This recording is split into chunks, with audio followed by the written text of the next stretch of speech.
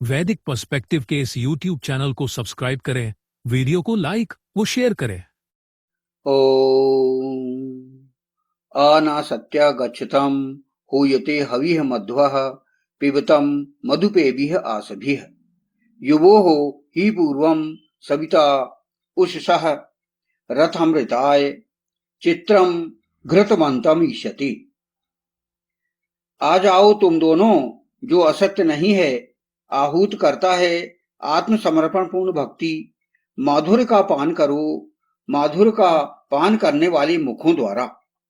तुम दोनों का ही पहले का, सर्वोत्पादक का, उषा काल का, रथ के लिए अद्भुत घृतमय इच्छा शक्ति वाला।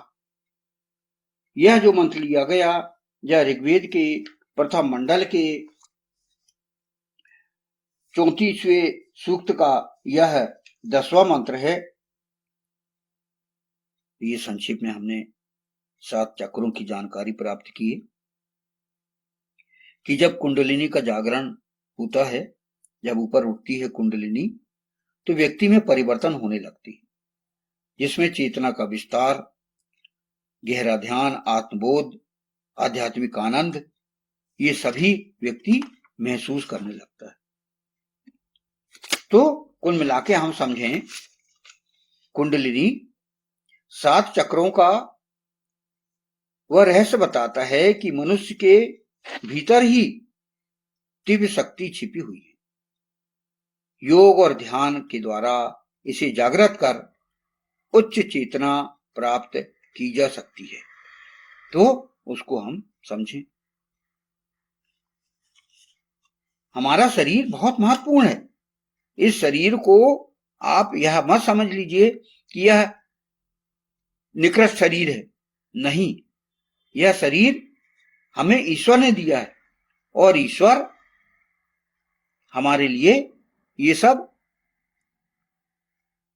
भोग करने के लिए व्यवस्था किया है। ईश्वर ने, ईशान परम परमात्मा ने हर पुरुष को स्त्री दी है और हर स्त्री को पुरुष दिया है, और इससे हम आध्यात्मिक शक्ति जागृत कर सकते हैं। हम शून्य से महाअस्तित्व की ओर जा सकते हैं। इस प्रकार व्यक्ति जब पैदा होता है और वहां से अपने संस्कारों से बढ़ते बढ़ते, और जब अपने समझदारी उसकी होती है, तो वो धीरे धीरे अपनी कुंडलिनी भी जागृत करके और आध्यात्मिक शक्तियां प्राप्त कर सकता है। कई तो इस प्रकार के ऐसे महत्वपूर्ण उपलब्धियां होती हैं कि लोगों की तीसरी आंख, जिसको आज्ञा चक्र, यदि उनका जागृत हो गया तो वो बहुत आगे बढ़ जाते हैं। भगवान शिव की तीसरी आंख के विषय में आपने पुराणों में देखा होगा कि तीसरी आंख अर्थात आज्ञा चक्र का रहस्य क्या है। ऋषियों के अनुसार भारतीय योग और उपनिषदों की परंपरा में तीसरी आंख को बहुत महत्वपूर्ण आध्यात्मिक केंद्र माना गया है। इसे आज्ञा चक्र कहा जाता है और यही दोनों भुवों के बीच स्थित माना जाता है। तो इसका महत्व क्या है? यह ज्ञान और अंतर्ज्ञान का केंद्र है। आज्ञा चक्र बुद्धि, विवेक और अंतर्ज्ञान का केंद्र है, जो कि हमारे भुवों के बीच होता है, भ्रकुटी मध्य। और यह शिव की तीसरी आंख का प्रतीक है। तीसरी आंख का प्रतीक शिव से जुड़ा हुआ है।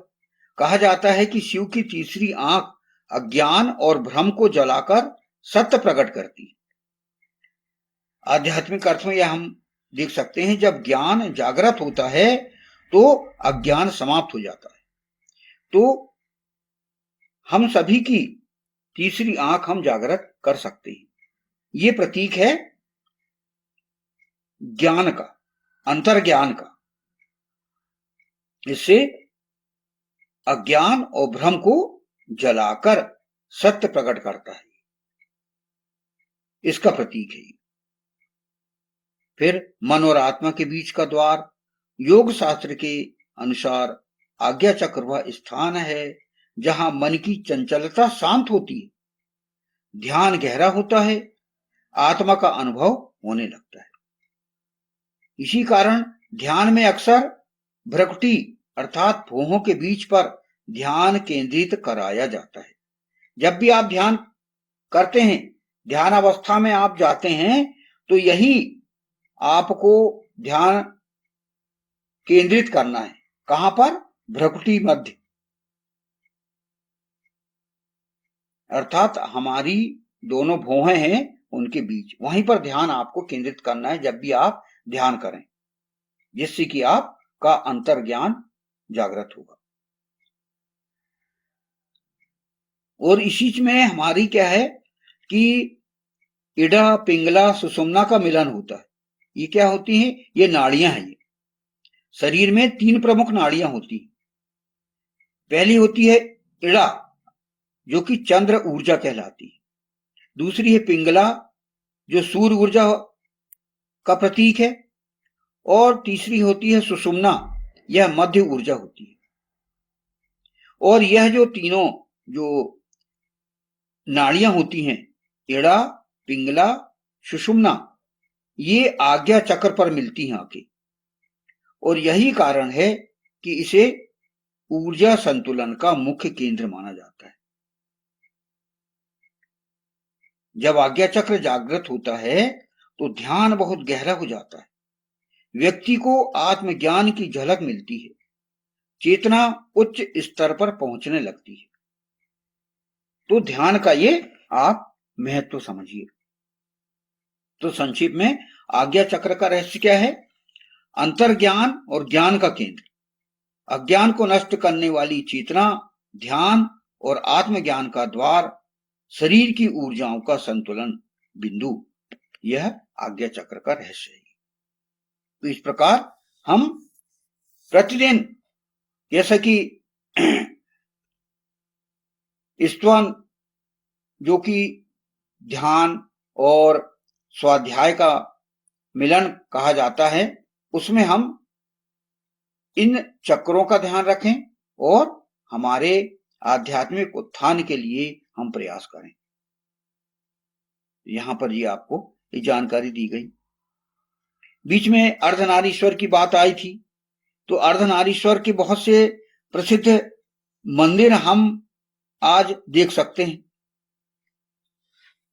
और ये सतयुग, त्रेता, द्वापर में जो पाए जाते थे, आज भी उसके कुछ अंश यहां पर पाए जाते हैं।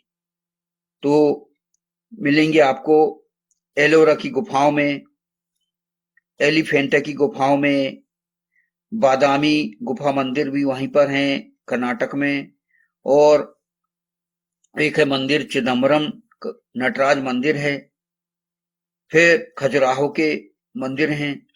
तो ये वहां पर आपको ये इस प्रकार की मूर्तियां आज भी मिलेंगी। एलोरा की गुफाएं और एलिफेंटा की गुफाएं महाराष्ट्र में हैं, और बादामी गुफा मंदिर कर्नाटक में मिलेगा आपको, और एक चिदम्बरम मंदिर है तमिलनाडु में मिलेगा, और खजुराहो के मंदिर आपको मध्य प्रदेश में मिलेंगे। बल्कि चिदम्बरम मंदिर जो नटराज का है वो दक्षिण में है, और इसमें अर्धनारीश्वर की पूजा भी की जाती है, जहां इसका आध्यात्मिक महत्व बहुत अधिक माना गया है। तो आज भी इनके प्रमाण आपको देखने को मिलेंगे, और इससे क्या सिद्ध होता है कि नर और नारी एक हैं, दोनों एक इकाई हैं, और जो घर में संतुलन के लिए आवश्यक है पुरुष और औरत, इनका महत्व हमें ये ज्ञात हुआ। तो यहीं पर इसी फुटनोट में इसलिए ईश्वर परम परमात्मा ने क्या कहा है कि आ जाओ तुम दोनों जो असत्य नहीं है, मतलब पति और पत्नी कोई झूठी बात नहीं है, सत्य है वो, और इनका अस्तित्व है, जैसा कि हम हमारे इस जीवन में हम देख रहे हैं, इस दुनिया में देख रहे हैं। तो हमारा शरीर बहुत महत्वपूर्ण है, और उसका हमें, उस ईश्वर ने हमें वो शरीर दिया है, और इसका हमें एहसान मानना चाहिए उस ईश्वर का, ईशान परम परमात्मा का, और हमें उसकी उपासना के लिए उद्यत होना चाहिए और उसके प्रति हमें आत्मसमर्पित होना चाहिए।